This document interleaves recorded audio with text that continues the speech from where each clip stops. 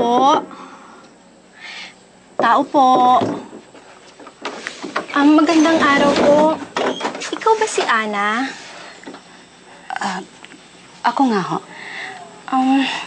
Nagpaparamdam kasi sa akin ng asawa ko. Pero hindi ko alam kung anong ibig niyang sabihin. Ana, nakikiusap ako sa'yo. Tulungan mo naman ako. Gusto ko nang manahimik ang asawa ko. Pati kami ng mga anak niya.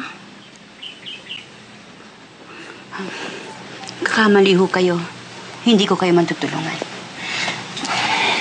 Wag ho kayong mag-alala. Tutulungan kayo ng asawa ko. Maraming salamat po. Iyon na ang naging simula ng pagtulong naming mag-asawa sa parehong tao at kaluluwa na lumalapit sa amin. Hindi pa rin naging madali ang lahat, lalo na ang pagpapatanggap namin sa aming mga anak sa aming kakayahan. Pero sa huli ay nakita rin ni na Patrick ang tulong na nagagawa namin sa iba.